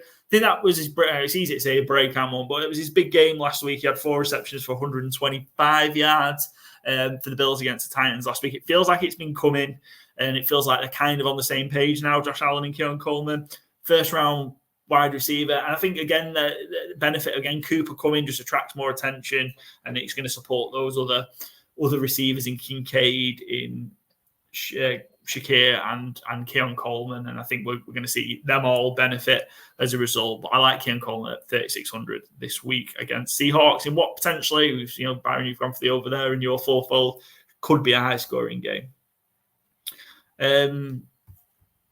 Your wide receiver pick, Byron? Yeah, I've gone DJ Moore against Washington. He is Caleb Williams' is number 1 wide receiver. Last year, played Washington, was the greatest game of DJ Moore's career. He had 230 yards, 8 receptions, 3 touchdowns for 49 fantasy game day points. It would have been. It was a Thursday night game, so it wasn't on fantasy game day, but it would have been 49 points. He's just, I think this is a real big matchup for him. I think he plays it really well against Washington. It's not the same team as last year, obviously. It's not the same quarterback as last year, but I'd just like to throw that one in there. I just think he matches up really well, and I think it's going to be a high-scoring game, and he's Caleb Williams' number 1 target, so yeah. Excellent. Joe, you've also gone for a value pick with your wide receiver shout. Yeah, I've gone for Tim Patrick for the Lions. Obviously, we haven't touched on the news, but I'm guessing you'll be with our guest about Jameson Williams, who's going to be suspended for 2 games, so they need to find someone else to throw to. So Tim Patrick was at 2,600, so you always need like a cheap guy to fill in to get some of the other big ones. Or you could go Khalif Raymond was my other shout as well, 2,200. So whichever which way, because even last week, Khalif Raymond, I think he caught a touchdown and had some big plays. So I think go there against this Tennessee Titans. Match up with your Goff pick. Excellent. And you've gone for Packers running back as your the pick. Yeah, I've gone Josh Jacobs. I just think this Green Bay team is looking good, and obviously I'll pick them to beat the Jaguars. So 5,800, I think, was a good shout. And I'm curious because they've got all them weapons who they can throw to. Will the Jags put their resource in that, and that gives Jacobs the opportunity to get some rushing yards against this team. Excellent. Byron, you've already touched on yours in the pick, but Breece Hall is your selection at 6,400. Yeah, he might be my captain player of the week as well. I haven't fully decided on that, but I just think it's a lean on Breece Hall game. New England can't stop the run, as their own coach is telling people. So, I think Breece Hall's in a good position here. He scored touchdowns his last 2 against New England as well. Since Ulbrich came in, they seem to have gone away from the split with him and Braylon Allen. He's been in running back 6, running back 7 the last 2 weeks. I think he's nailed on top 12 running back certainly, and can hit those high value, gets a touchdown or maybe 2, few receptions. I think he can lead the way this week. Excellent. I've gone for Javonte Williams. Might be a bit risky on this. I think it's a bit pricier than I liked at 5,200, but I'm going to take it. Broncos, but my voice is going. Sorry, Broncos big favourites against the Panthers, and I've seen him got in for a couple of touchdowns last week against the Saints. So hopefully that run will continue. Those were our Fantasy Game Day Sunday Stars tips. Make sure you go and sign up now. Again, use the promo code COVER. It's on screen. If you listen on Spotify, it's COVER, all capital letters, and you'll be given a free play after your first entry. You've got to be 18 years old, must be in the UK, and of course, as always, please gamble responsibly. That's it for this part of the show. We're going to move on and finish off the episode with our guest, Fletch. So Fletch from the Sleep at Work Network, friend of the show. Runs Hurt the Line, runs the College Football UK podcast, and the big Detroit Lions fan. So we're going to talk to him in a bit more detail about the Lions and hear who he's going to be selecting for our fourfold challenge. Finishing off the show this week, we've got a friend of the show, fantastic guest. We've got Fletch joining us from the Asleep at Work Network, huge Detroit Lions fan. Fletch is going to be talking to us about all things Detroit Lions and taking on our fourfold challenge. Fletch, it's been a minute since you were on. You were on as part of our NFC North preview. Been a while. How have you been, buddy? Great. Thanks for coming on. I've been great because do you know what? In that time, I've got to meet you in person. Granted, in another country, but I got to meet you in person, and I've just been riding that high ever since. To be honest with you, but no, it's been great. Been busy. Lot of football going on. We're in the middle of that that period of like 55 days of a football game every day. It's just crazy. It's but loving it. Can't complain. Excellent. Yeah, we wait so long for this time of year, and before we know it, it flies by. But so you've got to enjoy it while you're still in it. Fletch, you're part of the creator of the Sleep at Work Network, home of Hurdle the Line and the College Football UK show podcast. I mean, tell us what you've got coming up. How's it been going so far across the two shows so far this season, and what else have you got coming up? It's great. No, absolutely loving it. And the teams that we've got over there, well, you guys are familiar with at least one of the members of our team on College Football UK and Gary.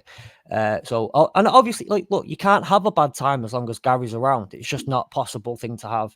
And I know you've had a couple of our Hurdle the Line guests on previously as well, helping cover some of your other teams. And so you know how great that team are that I've got and the people that are around me. So at the moment, we're going to do, we're just kind of just doing little things, just kind of doing community things on Saturday, depending on how and when people are listening to. If you listen to this on Sunday morning of the games, like, it's too late, I'm sorry. But keep an eye out for future ones. Doing a college football watch party on Saturday. We're going to do a few other things. We've got a massive off-season planned, huge off-season planned. This is what's keeping me up at night, kind of glancing over at games, but planning stuff for the off-season. We've got some good interviews coming up. Can't speak too much to some of the things that are going on yet because they're still not confirmed. But yeah, just so much going on. So much.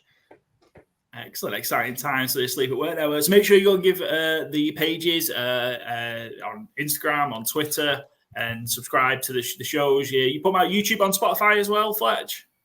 Yes, on all of them. And seriously, like, guys, Paul is doing all the legwork, like in everything we do. Even I don't like the things we do that much. We need some help on Paul's side of things because, like I say, Paul's the only one getting us any engagement here at the moment. So come on, guys. Absolutely, go give the guys a follow. Make sure you're watching and make sure you're listening because it's great content that you're putting out. I love Hurdle Line, love college football pod as well. Yeah, what's interesting, I love how you got to doing the kind of the half weeks now. You're kind of in between the weeks, so the 0.5 episodes, which are cool as well. And great to see kind of more people in the UK taking on college football content because I think it's growing for sure. You know, we were at that game in Dublin, so not in the UK, but across the Irish Sea in Dublin, and it was awesome. And you saw plenty of people from the UK out there, so there's definitely a base for it, and you're doing great work in terms of getting that going. Definitely. And it's like, well, last night you spoke to me about my clear illness that I have in staying up till 6 o'clock in the morning. And it's not even like Georgia or Alabama or Michigan or Ohio. Like, I was watching Kennesaw State last night, but they were completely they've basically been given the title of 134th out of 134 teams, worst team in the FBS. They beat Liberty, who unbeaten, getting votes to be in the top 25 and potentially go to the college football playoffs. And it's like that kind of upset and the things like that. It's the NFL is great, and it's obviously the highest amount of quality in terms of the game. But look, one of the things that we love over here is that we love our football and we love kind of this sport. And a lot of that comes with the fan side of it, the excitement, and all that. So college football gives you all of that in abundance. And like things like last night, I stayed up till 3:30 in the morning for things like that, and that's why we love it. So you'd say Kennesaw were out there taking liberties? They were out there to absolute liberties. It was brilliant. Good stuff. And yes, shout out Kennesaw State Owls. I think it was the first ever FBS win last night. Crazy. It was. They're like the winningest startup in college football history. So they got given rewarded by being moved up from the FCS to the FBS. They'd had played FBS teams previously because of, as you know, how college football works, and they do a lot of your in-conference games, but before that you play some out-of-conference games. They've never beaten an FBS team before at all, and to do that to a 5-0 Liberty was incredible. But yeah, first ever FBS win, and hopefully something to build on for them now. Absolutely, good stuff. Hopefully, kind of see more coming. Right, enough. Right. Enough out of you, Byron. Brilliant. No, keep them coming, Byron. Keep them coming, please. It's nice to have a supporter. I just had an hour and a half of it, Fletch, recording the bulk of the show. So. I've had 4 minutes. I've not had enough yet. Good stuff. Detroit Lions, of course, are your NFL team. Great start to the season so far for the Lions. Huge win last week against the Vikings in a big NFC North matchup. How are you feeling about kind of how the Lions have started the season, Fletch? Offensively worrying start. The first 2, maybe 3 weeks was a bit worrying. But it was against the Seahawks. It just everything seemed to click. And then obviously, shall we speak? We had the bye week, and then shall we speak about the game after that, or do you want to gloss over that one? Tiny little bit you can speak about it was we just maybe covered the spread against the Dallas Cowboys just by a little bit. Great game offensively then as well, but also defensively quite pretty good as well. Losing Aiden Hutchinson hasn't helped, and the defenses, which last season was our downfall, this season has been kept us in games at the start of the season. Losing Aiden Hutchinson was horrible. That's nasty, and I think we desperately need someone to help with that pass rush. But overall, offensively, we're looking like arguably the best team in the NFL at the moment, if I dare say so myself. Defensively, drastically improved from last season. So 5-1, top of the NFC North. I think you will find no complaints from me right now. We touched on obviously Hutchinson going down against the Cowboys. It was awful. It was kind of horrible to see. Do you think what would your preference be? Is there enough in the building already? Do you think that they can kind of get someone? Nobody's going to replace him, right? Not many people in the NFL could. Is there enough as a what's on that line to be able to kind of produce, or would you rather see them go out the building and go try and get someone? I mean, truly, if you want to ask the true ideal, who would say no to having a Myles Garrett or a Max Crosby or a TJ Watt? I mean, at the end of the day, even if Hutch was in the building, who would say no to that? Who would say no to having an elite top 3 person at the position in the league? I don't think we have enough in the building. I don't think those options are genuinely realistic, as much as I like to wind my Browns friend up, Ollie, about... I was even saying to him before, I was like, oh, you're laughing now until next week when he's sacking Jordan Love in Honolulu Blue. But, I don't think that's realistically going to happen. Obviously, Max Crosby realistically isn't going to happen. I'd like to see us at least getting some more support. The interior line with DJ Reader and Aleem McNeil has been fantastic so far this season. So honestly, I think we can generate the pressure up the middle. It's just, and we have the best run defense or one of the best run defenses in the league. But it's just generating that pass rush from the interior is great, but you still need that edge help because 90% of QBs, when they scramble, they go outside, don't they? They don't go inside. So you need that edge. You need that edge, and I don't think we have quite enough in the building. I don't think we need someone truly elite, just a professional, someone who does the job and does it well.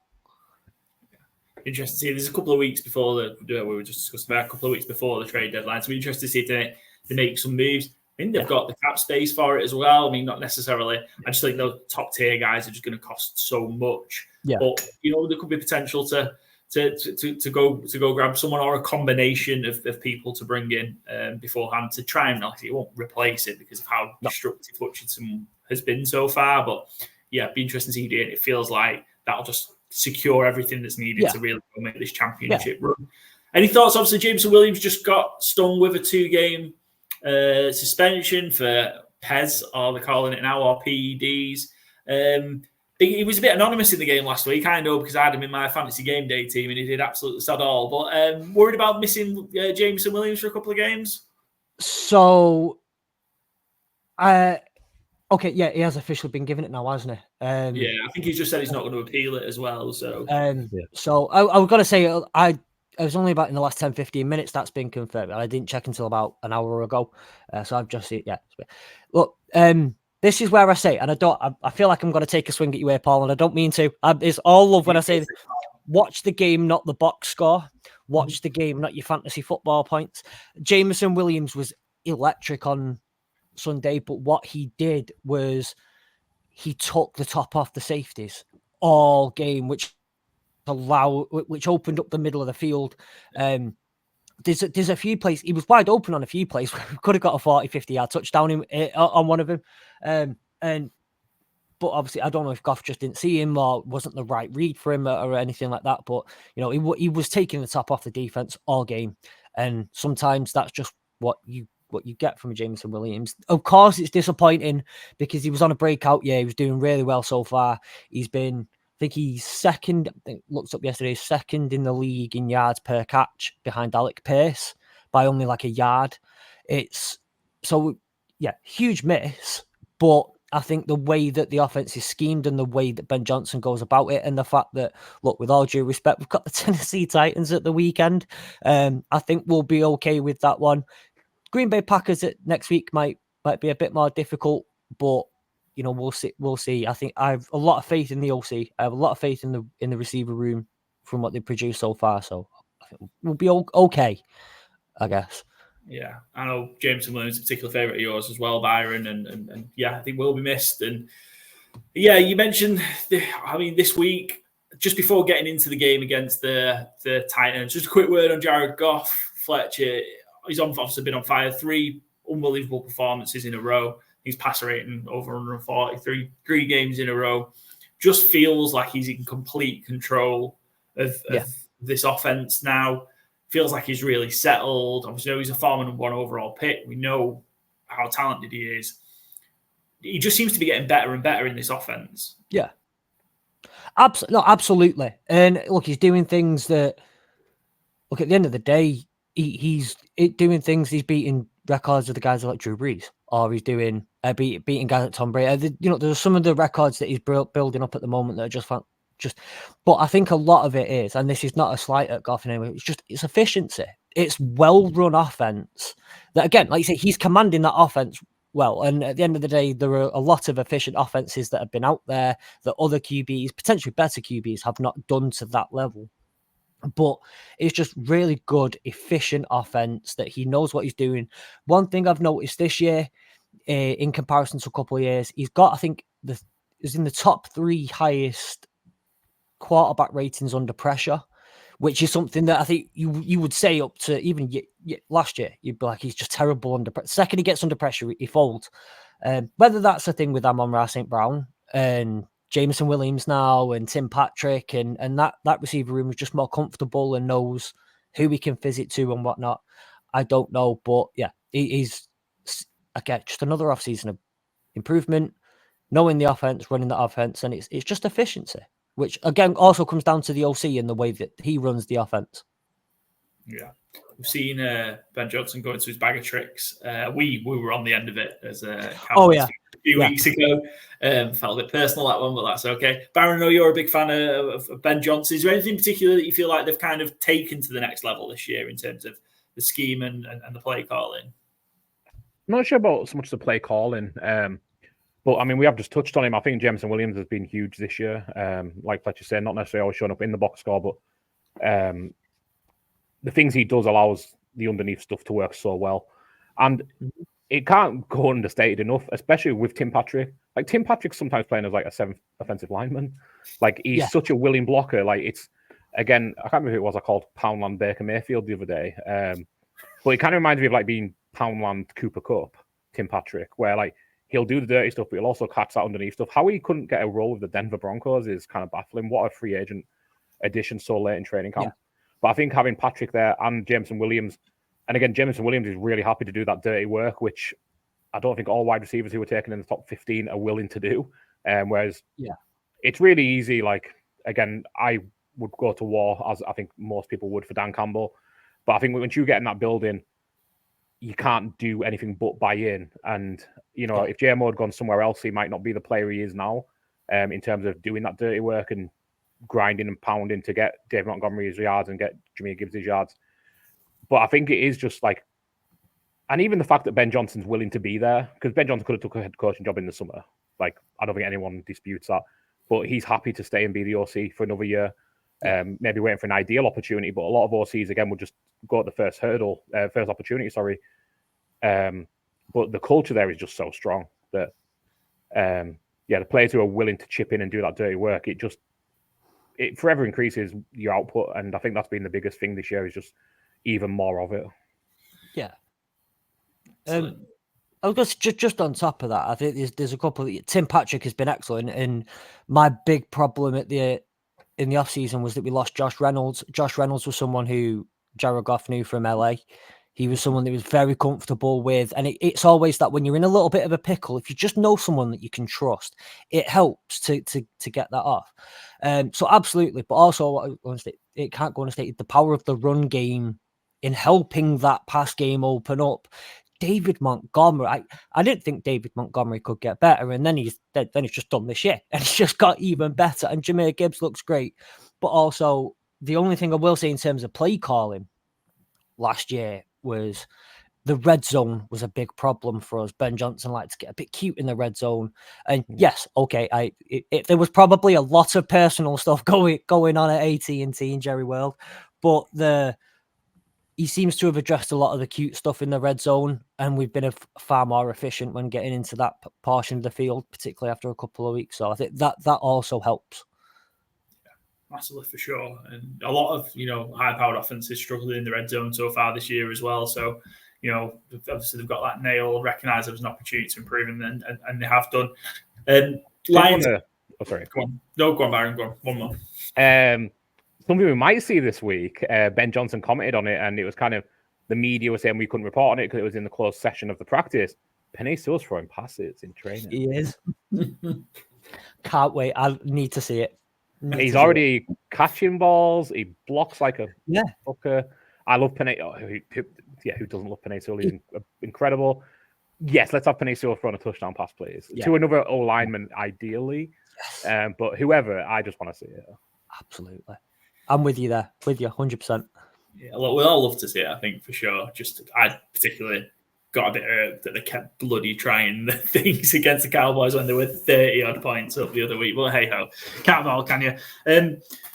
Lions huge favourites this week. 11-point favourites at home against the Tennessee Titans. Is there a risk with the Packers game next week being such a big one? All those NFC North clashes are going to be a big one. Is there a risk that this is a bit of a look-ahead spot and maybe they underestimate the Titans? Or do you think that Dan Campbell just wouldn't let that possibility even enter their minds? It worries me some. So we were talking the other day about Chris Godwin and Chris Godwin's injury. I was talking with a few Lions fans the other day, and he said, the thing that worries me is, like, that would be Dan Campbell, who has his top wide receiver out with 10 points. You're 10 points behind with 30 seconds to go, and he's still got everyone out. He's someone who wants to win and wants to. So I don't see this being particularly an overlooked game. Aaron Glenn this week said, in fact, it was earlier today, Aaron Glenn said that exact same thing. He was like, look, there are 32 teams and everyone's a professional in this league. If you don't turn up on the day, you will get beat. End of story. So it is one of those games where I think if you don't turn up, you can lose, but I don't think Dan Campbell will let that happen, like you say. So yeah, obviously eyes are on the Packers, I think, for most people, but I don't see that happening in the building per se. Yeah, in preparation for this, we obviously just recorded the first part of the show before. I was stunned to find out the Lions had never beaten the Titans before. So this will be crossing that off the list. Fully expect the Lions to win comfortably. Anything, you worried anywhere about where the Titans can cause the Lions problems, Fletch? Yeah, I do quite. I say what you want. I do quite like that Titans defense. I know they added L'Jarius Sneed in the off season. They've got quite a fierce little defensive line as well. So look, our offensive line is great, but we had this problem last week. So Taylor Decker's amazing, but he has 2 games a year, I feel like, where he looks like he's playing JUCO football. He should be a JUCO O-lineman. It's not. There's just a couple of games a year where that happens. And he had it last week, so hopefully that's reserved for a bit later on. But yeah, and I just like to say, but with maybe the Titans aren't necessarily as worried now about the over-the-top threat. Now JMO's not going to be there, but their DBs do scare me a little bit. I worried about what upset L'Jarius Sneed could make, and it have to continue to play clean, efficient football against him. I think that interior of the defensive line for the Titans has been sort of a big strength so far, and be interesting to see if the Lions, because I'm sure they will be a bit around. We know you're good there, but we think we're better at running the ball down your throat. Yeah. So just obviously if there'll be that battle of wills, which will be interesting. But yeah, I think the Titans might be game early on. Like we talked about, they were in Buffalo last week and kind of give the Bills the problems for the majority of the first half before kind of the Bills, pulled away in the second half. And I wonder if it might be a bit similar first quarter or when they run up to half time where the Titans are just a bit frisky. And then the Lions kind of run out with it for sure. I think I know where this answer's going to start. So we'll start doing the fourfold challenge, Fletch, if that's okay. And we'll start with your favorite of the week. Something tells me you might be picking your own team, but are you going to surprise me and be picking somebody else? I did message you before and I just said, look, this is very NFC North heavy this week. I've been trying to open up my horizons a little bit. Hey, that's okay. It's the best division in football right now. By a mile. Let me get it back up. So my favorite, it's the Lions. This week feels like a little bit of not scared of the Titans defense, are we? Look, this week feels like it's not one of those weeks. Yeah, there's couple of weeks ago, you could have said anyone could have probably beaten anyone on the day. Football was going weird, but we're now hitting that. Yeah. It's leveling out a little bit now. Teams who were supposed to be good are now good. Teams who were going to be bad are bad. And there's some of the games this week, they're just good against bad teams. There's quite a few you could go with. There are some still maybe questionable ones, but I think it's for the ease. Or I could go Baltimore Ravens over the Browns quite easily. I think that's an unquestionable one, really. But yeah, Lions, I like the Lions. I'm on Fletch. I've already done it in the early draft, but the Lions is my fourfold as well as the favourite. So yeah, which is bad news for the Lions basically because I suck at this apart from last week, which is the first time I hit it. So that might be the only bad omen. Don't worry about the Tennessee Titans. Worry about the fact that I've picked the Lions as an 11-point favourite. Who's your underdog, Ben? Who do you like as an underdog this week? See, I was looking at, believe it or not, your Dallas Cowboys. Looking on Bet365, they were +4 on the spread. I've got the odds back up here again now just to go through it. That gets me a little bit. I do find that one to be quite just with some of the problems that the 49ers have been having, especially, and the Cowboys are overdue, like doing something. They'll always do something at some point, and I was going to think of the Saints, but then I realized just how much they're missing. If you listen to Head of the Line, me and my wife is a Saints fan, and we've had some domestics over this. I've not been a big fan of the Saints, but the Chargers, I just don't know about the Chargers at the moment. They could be good, they could be bad. But I think the number one for me right now is, it's going to have to be the Dallas Cowboys. Appreciate the love, Fletch. Yeah. It would have been the Commanders or the Bears in that game because that could go either way. Really could go either way. But I think if Jaden Daniels is out, then I'm leaning too much to the Bears at the moment. Yeah. No, that's fair. It looks like the longer it's going, the more it's looking like Jaden Daniels isn't going to play. But we'll see. But yeah, Cowboys. I think Cowboys off the bye. We talked about the show. Cowboys off the bye and just. Maybe Parsons back, possibly DeRon Bland back as well. Game time decisions, which could both make a huge difference to that defense. And the fact that the Niners are just real struggling. Yeah, they're so banged up, and who knows? But the Niners do have a bit of hex over the Cowboys. They've won the last 3 meetings, but the Cowboys have won 3 road games so far. So who knows? Yeah. But yeah, +4, more than a field goal. You take your chances on it being a close game. Where do you like let's start with your under because that's always the miserable one. Where the next one? Where do you think there's going to be a struggle for points this week? Where do you think the under is going to hit? I think you've either got the Cardinals and Dolphins. I think that has the potential to be just a little bit of a slugfest. Even if Tua's back, if he's not fully up to it and not playing at his best, maybe. I do think Baltimore-Cleveland is a game, and I don't think Baltimore will struggle for points. I'll be honest with you. I just think you'll struggle to cover you'll struggle to hit the over, because I don't think Cleveland will hold their end of the bargain up at the moment. And let's face it, the other one kind of where I was looking at as well was the Jets-Patriots. that could be a miserable 3.5 hours for anyone watching it. It's going to be one of them games you forget. If you watch Red Zone, you'll forget that the game's on. Yeah, can't imagine it will. Scott Hansen will be jumping to that game very often. So is it Cardinals, Dolphins you settled on? No, go on. I'll go Jets Patriots. I'll go Jets Patriots with that one. Taking the disgusting game, yeah. Jets Patriots under 41. Byron, that's one you're on, yeah. Yeah, you've got 2 out of 3 of ours so far, so loving this. Excellent. And again, not a good sign. But yeah, Patriots Jets under 41 for sure. Patriots just look woeful. They looked good for like 10 minutes at Wembley last week, but then after that it was abysmal. So yeah, and Fletch, where do you think the over's going to hit? Where do you think we're going to see a lot of points this week? I do think Colts Texans might be an over. That's a good shout for an over. Is it 46? Was it 46? Yeah, 46, mate, yeah. 46 on the over. Given that the game they had earlier on this season, I think it was week 1, ended up AR was throwing 60, 70-yard darts. I think that the Texans, just a personal opinion, I don't think the Texans are what they were last season. I think, maybe sophomore slump for CJ, but it's a divisional game. Games like that, if it goes a certain way, it could end up being a bit of a, could be one of them.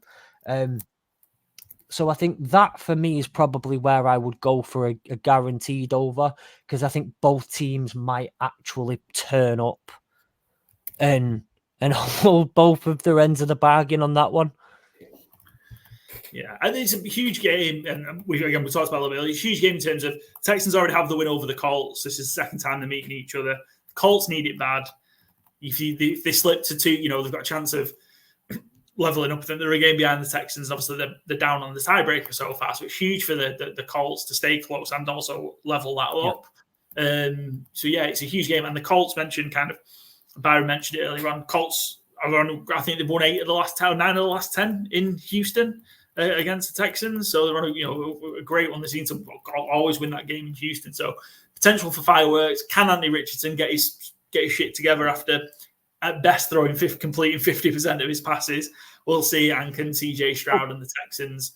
Another one that does excite me on that one would be the Eagles-Bengals. I am going to stick with Texans-Colts, but Eagles-Bengals. Bengals seem to have no problem potting up points. It's just leaking the points the other way round. And the Eagles, we all know about the Eagles. They're terrible, but they put up points. So, but yeah, I'll stick with Texans-Colts, but I do think that could be a very tasty one for an over as well. Nice. So Fletch is taking his favourite is the Lions, unsurprisingly. Minus 11-point favourites at home to the Titans. Cowboys on the road with a 4-point start against the Niners. Colts, Texans over 46, and Jets, Patriots under 41. Fletch, thank you ever so much, buddy. You've been a fantastic guest as always. And everyone go follow the Sleep at Work Network, Hurdle the Line, College Football UK show as well. What days of the week are they out, Fletch? Great question. Okay, so I kind of work my week Wednesday to Wednesday, so which makes it weird. College football podcast drops every Thursday morning. Hurdle the Line week review drops on a Friday morning, and our preview, drops on a Friday morning. Bit late for a review, or early for a review. Oh, really? And then the review drops on a Tuesday morning, and then there'll be just some other things that we do throughout the week as well. Excellent. I know you're saying that go follow the TikTok. There's a Sleep at Work Network TikTok. Yeah. Go follow them all and give the guys some support. Obviously, Fletch, Ace, the guys on a Sleep at Work Network. We know a few of them, all great guys doing some fantastic work. So yeah, keep it going. And that brings us to the end of our Week 8 preview episode. So yeah, as always, go follow our bits, and I assume you do if you're watching or listening. Spotify. Good teams win, great teams cover. Friday for our previews, Tuesday for our reviews, and then YouTube, Twitter, Instagram, X, TikTok for the Charlie pick. We'll be getting one tonight, Byron, for excellent picking the game for the Rams Vikings at GTW_GTC, and we'll see you Tuesday morning for the Week 8 review.